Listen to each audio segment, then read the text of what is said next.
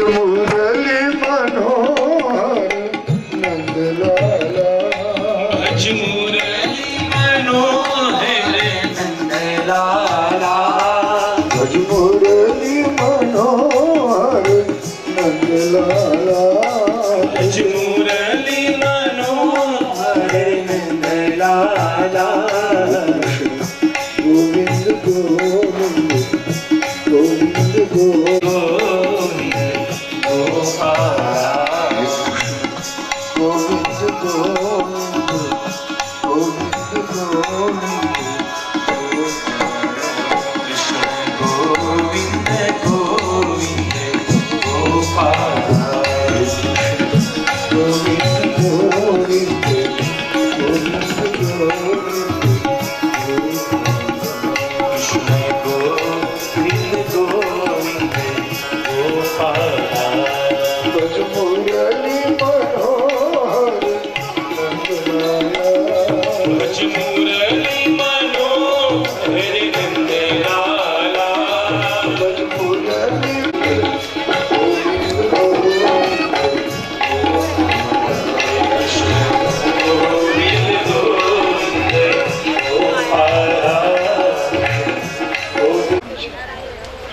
परीक्षित માટે આ ભાગવત નથી. આપણે બધા જ પરીક્ષિત છીએ. જગતનો પ્રત્યેક જીવ દરેક નરનારી પરીક્ષિત છે. અને હવે તક્ષક કયો તો કે કાળ વ્યાલ. કાળ એ તક્ષક છે. કાળ એ કાળ રૂપી તક્ષક જીવ રૂપી દરેક પરીક્ષિતને દંશ ભલે વૃદ્ધ હોય તો ભલે કાળ કોઈને છોડતો નથી. કાળ એ વ્યાલ છે, તક્ષક છે, સર્પજીવ એ પરીક્ષિત છે. તો કાળ રૂપી તક્ષકના મુખ દ્વારા જીવરૂપી પરીક્ષિતને બચાવવા માટે સુખદેવજી આ ભાગવતની કથા સંભળાવી છે. આપણા સૌનું કલ્યાણ થાય, સૌનો ઉદ્ધાર થાય. આપણા વડીલોનો તો ઉદ્ધાર થાય જ, એમાં કોઈ સરકારને સ્થાન ન માંગતા હોય એના કથા જરૂર સાંભળવી. કારણ કે ભગવાનની કથા એ ગંગા છે. કથારૂપી ગંગામાં જયારે આપણે ડૂબકી મારશું, મનથી ડૂબી જશું અને પછી મન જયારે એમાંથી બહાર નીકળશે પરમ શુદ્ધ બન્યું હશે. મનના તમામ મેલોને ધોવાની શક્તિ આ ભાગવતમાં છે. આમાં લખ્યું કે એતસ્માદ અપરમ કિંચિત મનઃશુદ્ધિ ન વિદ્યતે. આના સિવાય મન શુદ્ધિનું બીજું કોઈ સાધન આ જગતમાં છે જ નહીં. એક જ સાધન છે, કથા શ્રવણ. આપણું મન એકદમ નિર્મળ બની જાય, શુદ્ધ બની જાય. ભાઈ આપી ભગવાન રામ સ્વયં બોલ્યા છે કે જ્યારે વિભીષણ રામના શરણે આવ્યો અને સુગ્રીવની ચિંતાથી દોડ્યો છે રામજીના ચરણો. પ્રભુ રાવણનો ભાઈ આવ્યો છે. રાવણ કેવો છે આપ જાણો છો, એનો ભાઈ પણ એના જેવો જ હશે, કારણ કે એક જ ઘરના છે. પણ ભગવાન જાણે છે વિભીષણ કેવો છે. સુગ્રીવે કીધું ચિંતા ન કરો, આ માણસનું મન બહુ નિર્મળ છે એટલે જ મારા સુધી પહોંચ્યો છે. એ સુગ્રીવ જેનું મન મેલું હશે એવો માણસ ક્યારે પણ મારા સુધી પહોંચી શકે નહીં. નિર્મલ મન જન સોહી પાવા. નિર્મલ મન જન સોહી પાવા. નિર્મલ મન જન સોહી પાવા. નિર્મલ મન જન સોહી પાવા.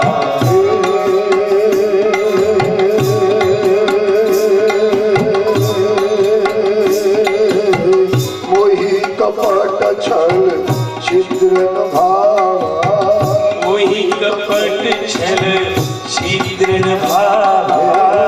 મોહી કપટ છલ છિદ્ર ભાવા. મોહી કપટ છલ છિદ્ર ભાવા. જો ભય દુષ્ટ હૃદય સોઈ. જો ભય દુષ્ટ હૃદય સોઈ. મોર સનમુખ આવતી સોઈ. મોર સન્મુખ આવતી સોઈ. મોર સનમુખ આવતી સોઈ. મોર સન્મુખ આવતી સોઈ. રામ જય રામ જય જય રામ. શ્રી રામ જય રામ જય જય રામ. જય સિયા રામ બોલો જય સિયા રામ. જય સિયા રામ બોલો જય સિયા રામ. જય સિયા રામ બોલો જય સિયા રામ. જય સિયા રામ બોલો જય સિયા રામ. તો મન શુદ્ધિનું એક જ સાધન છે ભગવાનની કથા સાંભળવી.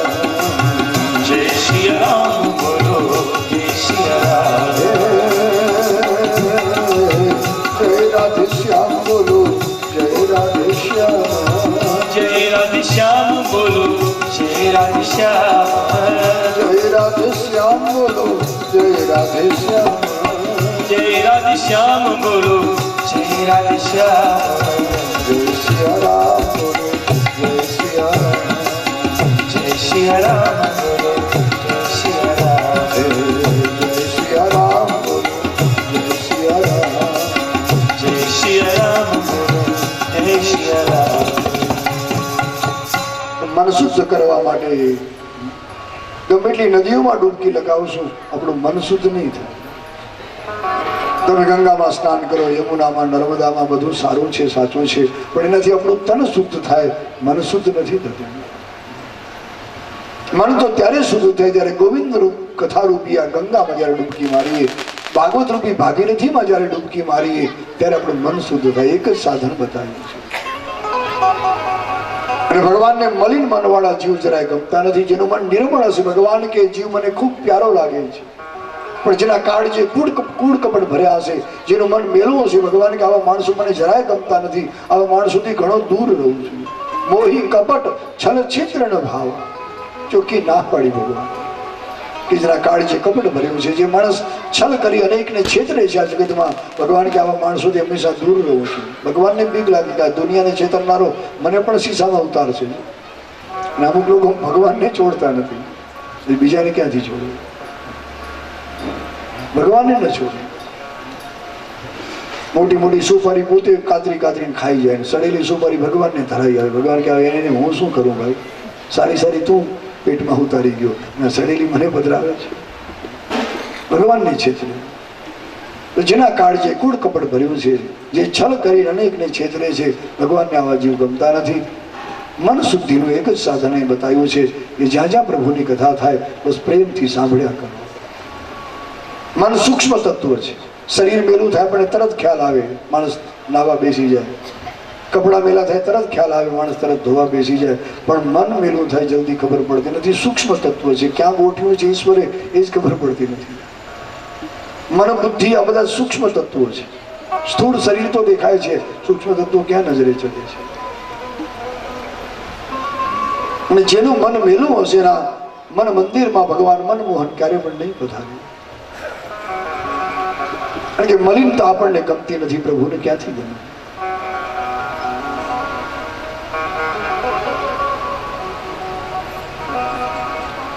જન્માંતરે ભવેત પુણ્યમ તદા ભાગવતમ લભેત। એક જન્મની અનેક જન્મોના પુણ્ય ભેગા થાય ને ત્યારે માણસને આ ભાગવત મળે છે। ભાગવતનો લાભ એમ નથી મળતો, અનેક જન્મોના આપણા પુણ્ય ભેગા થાય ત્યારે માણસ આવા સુંદર આયોજન કરી શકે, અને ત્યારે 7 દિવસ બેસી અને તમારા જેવા ભક્તો પ્રભુ કથાને સાંભળી શકે છે। ધારી એટલું સહેલું કામ નથી આ। અનેક જન્મોના પુણ્ય ભેગા થાય ત્યારે આ લાભ મળતો હોય છે, એમ નથી મળતો। ભગવાનની પૂર્ણ કૃપા થાય ત્યારે જ માણસને આવી પ્રેરણા થાય કે મારે આંગણે મારે ભાગવતની કથા કરવી છે, મારે ભગવાનની કથા સાંભળવી છે। પુણ્ય વગર આ શક્ય નથી। આપ સૌનું પણ પુણ્ય છે, આ પરિવારનું પણ પુણ્ય છે કે આવું સુંદર આયોજન કર્યું છે। સુખદેવજી મહારાજ ગંગા કિનારે જ્યારે પરીક્ષિતને કથા કહેવાની તૈયારી કરી, સ્વર્ગના દેવતાઓને ખબર પડી, સ્વર્ગના દેવો બધા ધરતીમાં આવ્યા છે, અમૃતના કુંભ લઈને પધાર્યા છે, ખાલી હાથે નથી આવ્યા, કારણ કે ભગવાનની કથામાં ખાલી હાથે ન આવે, દેવતાઓ જાણે છે। અમૃતના ઘડા લઈને આવ્યા, સુખદેવજીના ચરણોમાં પધરાવ્યા, વિનંતી કરી કે મહારાજ આ કથારૂપી અમૃત અમને પીવડાવો, અને આ સ્વર્ગનું અમૃત અમે લાવ્યા છીએ એ રાજા પરીક્ષિતને પીવડાવો। સુખદેવજીના રીત ગમી નથી. દેવો બહુ સ્વાર્થી છે. સ્વકાર્ય કુશલા સુરા, દેવતાઓ ખૂબ સ્વાર્થી છે. એક સાધારણ અમૃત આપી અને ઉત્તમોત્તમ અમૃત છે, કથારૂપી અમૃત એ લેવા આવ્યા છે. સુખદેવજી પરીક્ષિતે પૂછ્યું, રાજા તારી સામે બે અમૃત આજ પડ્યા છે. એક આ કથારૂપી અમૃત જે હું તને પીરસી રહ્યો છું.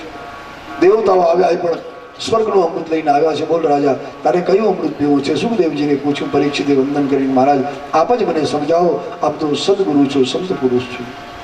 આ બેમાં કયું અમૃત શ્રેષ્ઠ છે? જે શ્રેષ્ઠ હોય એનો સ્વીકાર કરું, જે કનિષ્ઠ હોય એનો ત્યાગ કરી દઉં. સુખદેવજી કહે છે કે હે રાજા પરીક્ષિત, આ દેવો જે અમૃત લાવ્યા એ તો સાવ સાધારણ છે, સામાન્ય છે. સ્વર્ગનું અમૃત પીનારો માણસ ઘણા બધા પુણ્ય કર્યા પછી માણસ સ્વર્ગમાં પહોંચે. સ્વર્ગમાં જેને અમૃત પાન કરે પણ એ સ્વર્ગમાં કાયમ રહી શકતો નથી. એના પુણ્ય જ્યાં પૂરા થાય ફરી એને ધરતીમાં આવવું પડે છે. તે તમ ભુક્ત્વા સ્વર્ગલોકમ વિશાલમ ક્ષીણે પુણ્ય મર્ત્ય લોકમ વિશંતિ એવં ત્રયી ધર્મ મનુપ્રપન્ના ગતાગતમ કામ કામા લભંતે. તો સ્વર્ગનું અમૃત એ સાધારણ છે, પણ ભગવાનની કથારૂપી અમૃત એ ઉત્તમોત્તમ છે, શ્રેષ્ઠ છે. એક વખત અમૃત જેને પીધું એને ફરી ક્યારે ધરતીમાં આવવું નથી પડતું. હંમેશાને માટે એ હરિનો બની જાય છે. સુખદેવજી મહારાજે દાખલો આપ્યો કે રાજા તારી સામે એક કોઈ મણી પધરાવે અને બીજી બાજુ કાચનો ટુકડો મૂકે, તું શેનો સ્વીકાર કરીશ?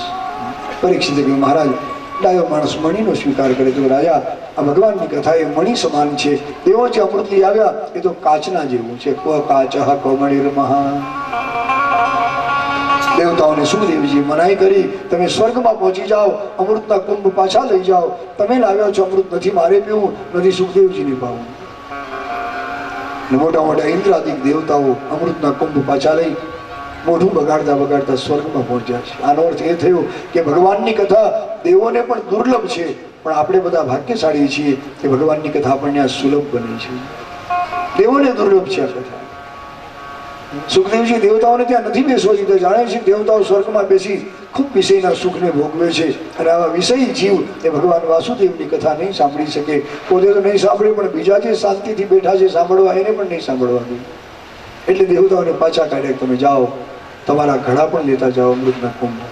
મારે પણ આપણું પીવું નથી, મારા પરીક્ષિતને પણ પીવું નથી. શ્રીમદ ભાગવતી વાર્તા સુરાણામ અપી દુર્લભા.